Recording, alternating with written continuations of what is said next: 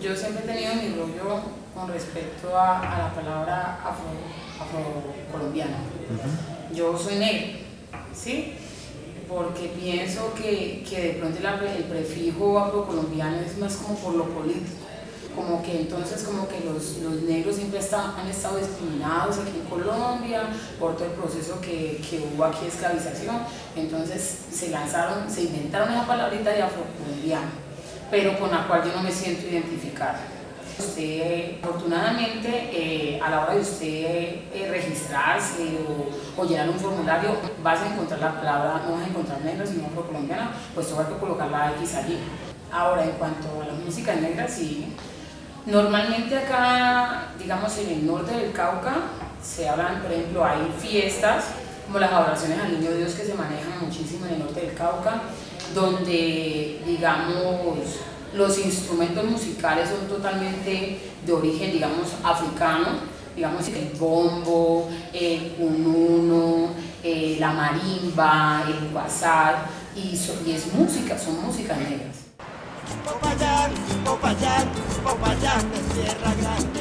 El que tiene plata come y el que no se muere de hambre. El que tiene plata come y el que no se muere de hambre.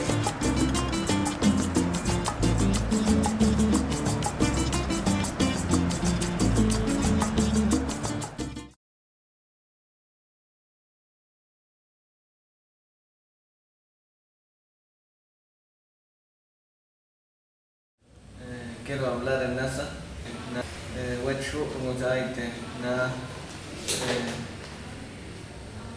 Sama Sat Twati, Tango, at the Walawa, Jawai, Hiun, Kahion, O Musni, Walawsa, na I Chamwala, Unsa, Stan, India, O Miyawo Janek, Jing, Yumpa, India Sa, Jingpa, which private imagine. Na ewa o chane west part na Colombia ya se hasta ewa. A ver, mi nombre primero que todo, saludo a usted que ha venido acá a Colombia a conocer a Colombia, a la gente de Colombia. Mi nombre es Giovanni Yoinoicue, del resguardo indígena de Tumichupé. Como usted lo escuchó, soy NASA indígena que vivo en Tierra Adentro, municipio Inzá, en Belalcázar, Tierra Adentro, donde está el Nevado del Huila. Antes estuve trabajando con la Asociación de Cabildo Nasachacha, con la Juantama, y estando allí, el profesor Axel, de aquí de la Facultad de Humanidades, llegó allá y socializa de que había un programa de licenciatura en educación. Mi proyecto de trabajo de grado es enseñanza de la lectura y escritura en la Sayuga. Pues he vivido casi todo el tiempo aquí en la ciudad. Mi papá es del Putumayo. Mi mamá es de una región que se llama Puracé, que también es Cauca. Siempre ha habido una inquietud mía alrededor de lo que es las danzas folclóricas y la parte artística. La parte artística en tanto a pintura, en tanto a música y en tanto a danza. Y finalmente empecé a sentir que me hacía falta algo, y por las raíces de mi mamá terminé incluyéndome en un cabildo urbano que tiene sus raíces indígenas. Ellos son los coconucos, y me aceptaron como coconuco pues en la parte urbana, y empecé a hacer gestión, a participar en todos los congresos y de muchas dinámicas y políticas de lo que fue lo andino, y ahí empecé como a identificarme con eso. Pienso que la licenciatura tiene aún un fuerte énfasis en lo indígena y en lo afrocolombiano. Entonces al comienzo la pregunta era, ¿y entonces yo dónde me ubico? Y fue la primera vez aquí en este espacio donde me dijeron, es que usted es mestizo. La primera vez en la vida que yo encontraba que otro me decía mestizo. ¿Eso qué quiere decir? Bueno, y fue a través como de este espacio de formación que empecé a hacerme la pregunta por mí. Y en la medida en que empiezo a reconocer a otras personas, empiezo a decir, bueno, y entonces, ¿yo qué? ¿En dónde me ubico? Y creo que esa ha sido de las cosas más significativas para mí en la universidad, y es conocer personas como Giovanni, personas como Sandra, personas también campesinas de otros lugares así muy lejanos, y tener la oportunidad de conocer sus realidades y tener la oportunidad de compartir mi realidad a partir de unos ejercicios de investigación propuestos por los docentes, donde el énfasis es muy vaya mire a su alrededor y pregunte por lo que hay y conózcase. Y lo que estoy haciendo es que estoy haciendo una creación literaria alrededor de todas las tensiones que nos ha planteado la licenciatura en educación. Bueno, entonces lo de las luchas indígenas aún sí tengo compañeros yanaconas y coconucos y nazas, y hemos trabajado desde la parte artística, que es lo que me gusta mucho, también la parte pedagógica. Luego entró todo el cuento de lo andino con más fuerza aquí a la ciudad de Popayán, y he venido realizando un trabajo así que tiene que ver con mi trabajo de grado, y es que lo andino se mire como una construcción de identidad con jóvenes, y también aplicarle un poco la parte pedagógica a mi trabajo de grado, al cual le he llamado Juventudes Coreografiando Identidades.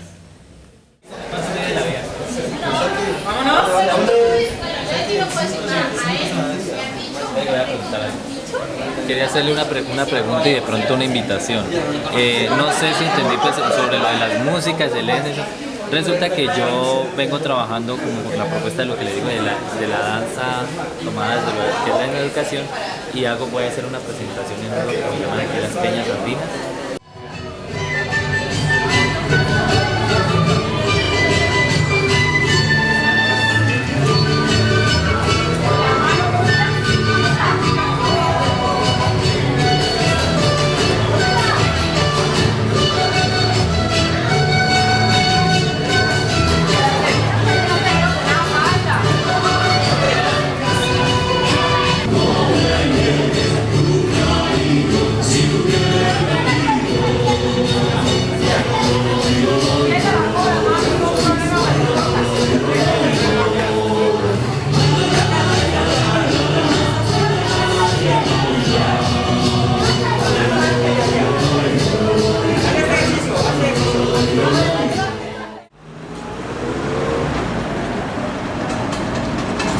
La etnoeducación surge a partir del Ministerio de Educación, en las reflexiones que una persona que era funcionaria del Ministerio de Educación, Yolanda Bonar, leyendo las teorías de Guillermo Bonfil Batalla en México, que hablaba sobre el etnodesarrollo, ella acuña para el caso de Colombia en la educación el concepto de etnoeducación. Hay que tener en cuenta también que los movimientos tanto indígenas como afrocolombianos de tiempo atrás venían haciendo sus demandas y sus reclamos por una educación pertinente a sus culturas, lo que en el movimiento indígena colombiano y específicamente en el Consejo Regional Indígena del Cauca CRI se ha denominado como educación propia, y para el caso de las comunidades afrocolombianas se ha llamado etnoeducación afrocolombiana o educación propia afrocolombiana.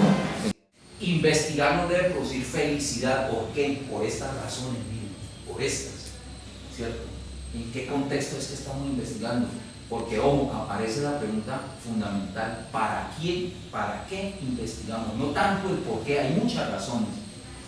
El por qué obedece, la respuesta por el por qué es de la justificación. ¿Para qué estamos estudiando en una educación? ¿Para qué estamos investigando en nuestros contextos?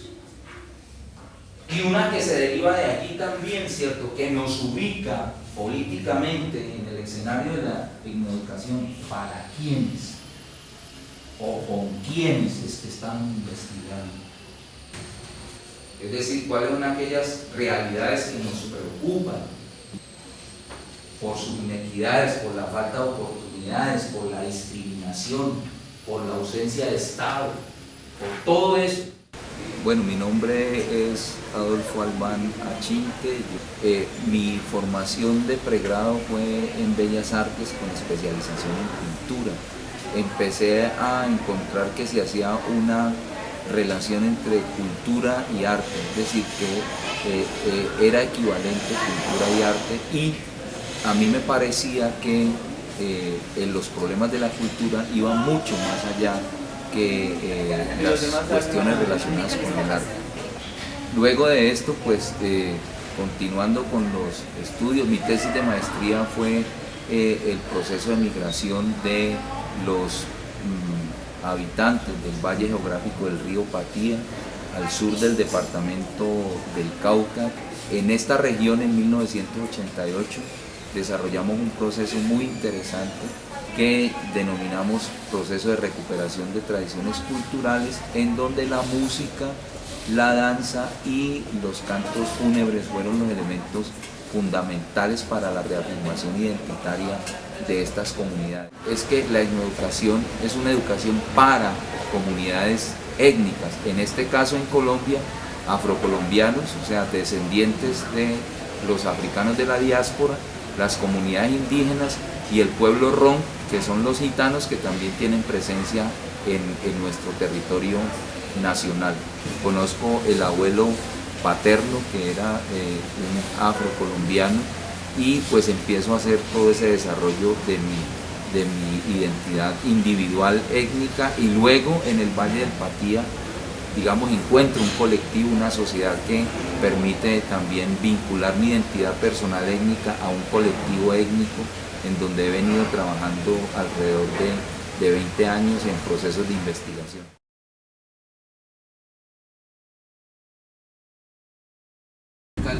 Salí de Popayán a la 1 de la tarde, llegué a las 11 de la noche.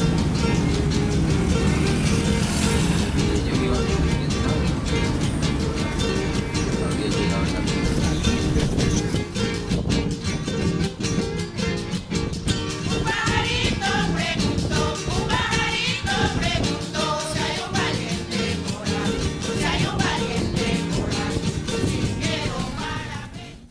Entonces, estamos en el Valle del Patía, que como zona geográfica del río Patía, pues son cerca de 9 municipios los que tienen que ver con esta zona geográfica, lo que se llama como el Valle del Patía. Y está el municipio de Patía, ¿cierto? Que es, digamos, un fragmento de ese gran territorio.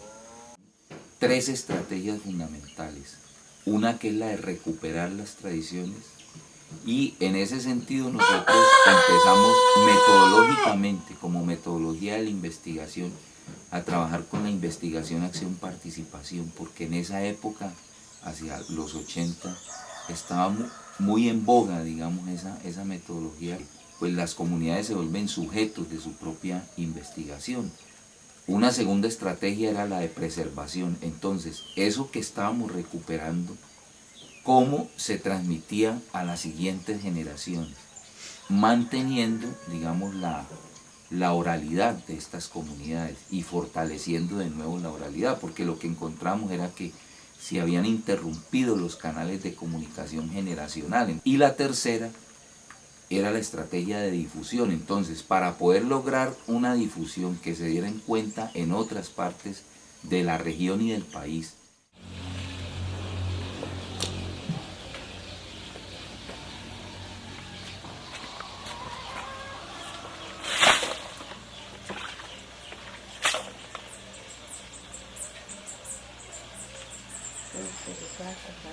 Mi nombre es Ana Amelia Caicedo, soy nativa de aquí del Patía. Mis orígenes, mi familia viene del Cauca, del norte del Cauca hacia acá. Soy descendiente de antiguos esclavos de los payaneses, por eso llevamos el nombre de Caicedo. Mi inquietud principal ha estado basada en la historia del negro, cómo llega aquí. Hay distintas rutas por donde el negro patiano llegó aquí al valle. Este era un valle inhóspito que solamente aquí se refugiaban cimarrones y negros refugiados de las haciendas y de las minas que se fugaban y se escondían aquí. Era imposible encontrarlos por lo malsano del sitio y por lo intransitable. Ahí existen dos como sitios, dos como rutas. Uno, los que vienen de allá de de la costa pacífica, pero por Nariño. Y otros los que llegan por acá arriba, por el norte, llegan por acá por el norte y llegan a las minas de sal, a las minas al laboreo de oro y más tarde llegan a las haciendas de aquí de Patía, que esas haciendas eran propias de españoles, ¿ya? De españoles y más tarde en la colonia de criollos adinerados de aquí mismo de la región de Popayán, porque el dueño, el hacendado casi no venía, se quedaba en Popayán y entonces eso hizo que el negro pudo como apropiarse de muchas de esas tierras.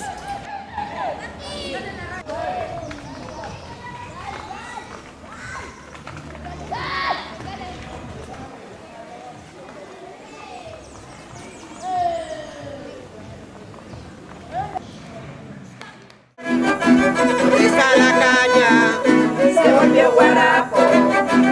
Está el guarapo, ya se ha vuelto miel. ¿Dónde está la miel? Se volvió panela. ¿Dónde la panela? Ya se fue a vender. Está en la cocina, está en la barriga, está en la ternura, está en la sonrisa. La piche more more, la caña de Don José. Piche more more, la caña de Don José.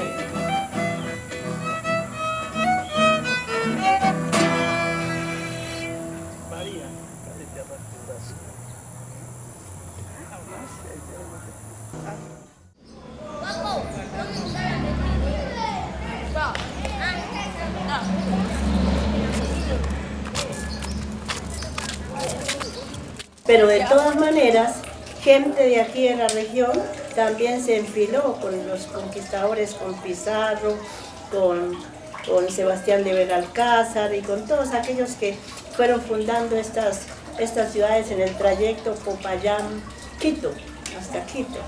El ejército también libertador, sí, hubo mucho afro que estuvo en esas filas, unos en favor del rey, otros en contra, pero la historia no los recoge, los ignoró, ¿ya? Entonces yo digo que eso fue una de las formas de mestizaje de la música. Por eso encuentra usted en sus tonalidades, en su melodía, encuentra rasgos andinos, ¿ya? A lo largo de la historia del negro aquí en Patía encuentro un sincretismo bien amplio sobre la música, sobre el arte, la religiosidad. Usted hay cosas que no podemos hasta ahora nosotros decir es negro o es indígena.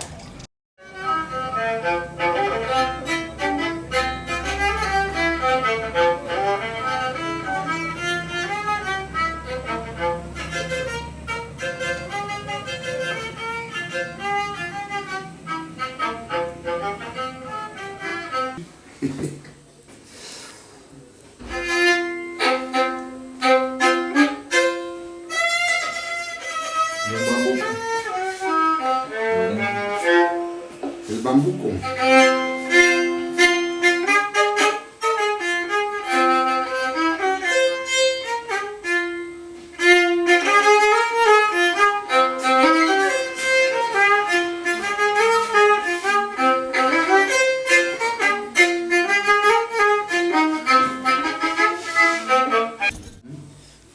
Las cantadoras, pues yo acompañaba a las cantadoras antes. Vos tocaste ahí cuando el CD con Parménides, ¿cierto? Sí, claro. Él hace la guitarra en el CD de las cantadoras.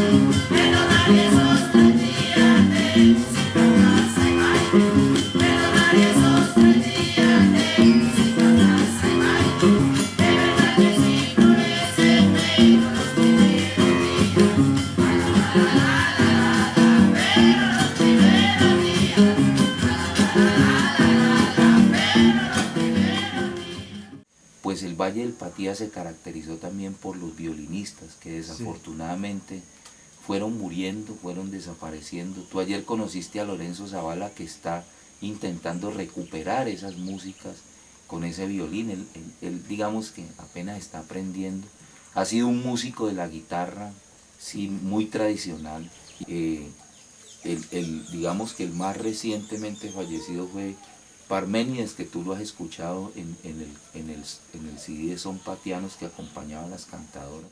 Aquí se cuenta que los negros, como no podían entrar, por ejemplo, a las iglesias, no podían entrar a los festines, se hacían españoles o de los criollos ya emparentados con ellos, entonces ellos se hacían a las endijas de las puertas, a oír tocar el violín y la guitarra, y empezaron a ellos a esa melodía a gustarles y a querer interpretar.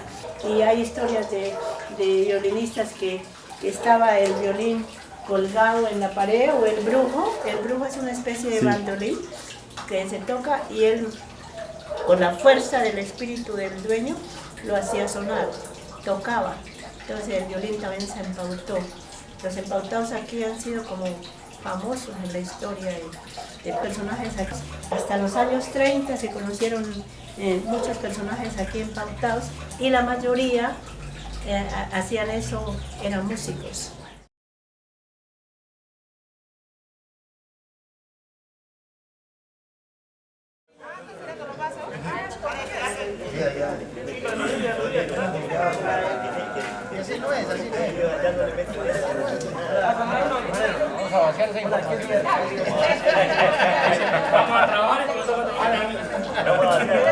O sea que ahí compensan, ¿no? Entonces, y 11 también. No, 11 cada uno porque salen más o menos como unos 36 niños y no me da para abrir como. Dentro de la institución educativa Capitán Bermúdez está, y de pronto no sé si exagere al decir que casi es una de las pocas o única que se está implementando lo de la educación. Usted ayer debe haber conocido a la profesora Herminia, que es de las cantadoras también. Ella maneja directamente lo que es en educación. En nuestra institución se implementó una asignatura que pertenece a la educación denominada medicina tradicional, de la cual soy como humildemente la gestora de eso. Pues nosotros somos descendientes de médicos, de curanderos, de parteras, parteros, sobanderos, personas que tiran secreto y todo eso. Entonces todas aquellas tradiciones se han visto como recuperadas, ¿no? En primer lugar por el grupo de cantadoras. O sea que ellos sí han venido a trabajar con las cantadoras, con los de son del Tuno, con la institución, pero han venido como para fortalecerse ellos, como para venir a recopilar lo que nosotros tenemos aquí. Pero nosotros como institución no hemos tenido ningún beneficio de la Universidad del Cauca. Cada vez que la Universidad del Cauca necesita algo, entonces ahí sí nosotros tenemos que estar dispuestos a ayudarle y todo, y ellos nos han cerrado las puertas y nos niegan todas las posibilidades. Es imposible entrar a la Universidad del Cauca.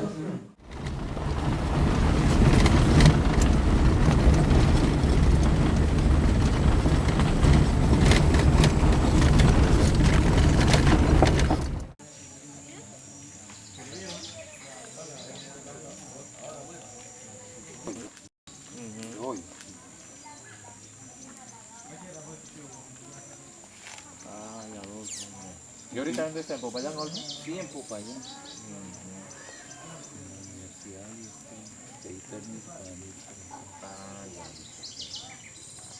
Estamos en la vereda del Tuno. Esto, Llerón, aquí es el corregimiento de Méndez, del municipio de Patía.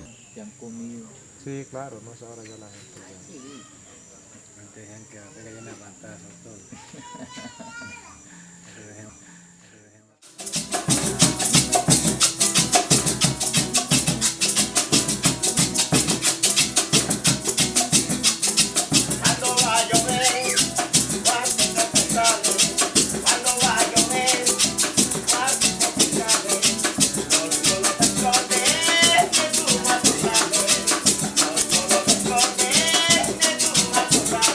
Sí, esta comunidad tiene una particularidad. La conformación de esta comunidad es producto de la unión matrimonial de 5 hermanas con 5 hermanos, ¿no? El grupo de aquí, el Son del Tuno, es un grupo familiar, ahí hay primos, tíos, el papá.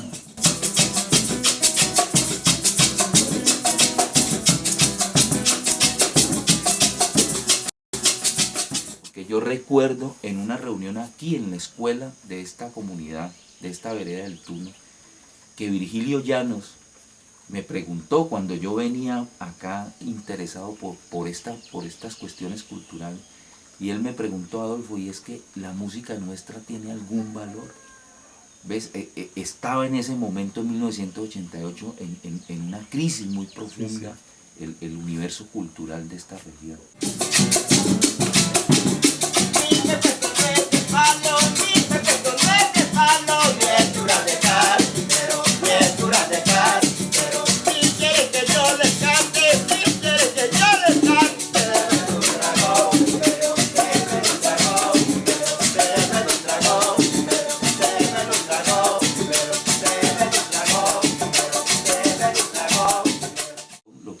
Hacíamos era salir con estos grupos por todas estas comunidades, difundiendo al interior del Valle del Patía su propia música, ¿cierto? También te estoy hablando de una época inmediatamente anterior, 1988, a la transformación de la Constitución Política del 91, que es la que, digamos, en términos legislativos, reconoce que este es un país pluriétnico y multicultural.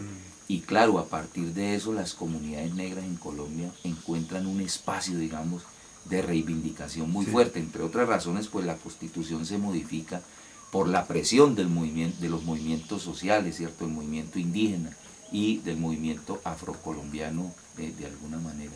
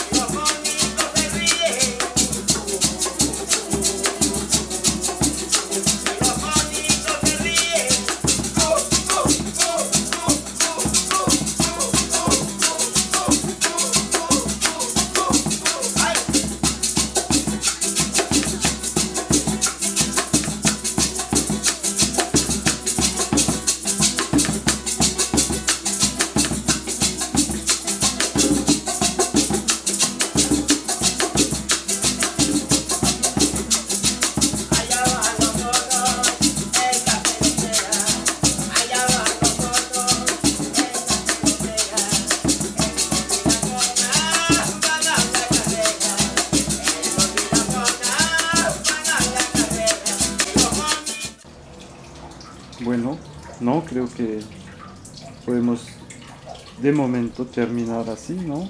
Sí. Bueno. Quedan continuará para que así tenga que volver.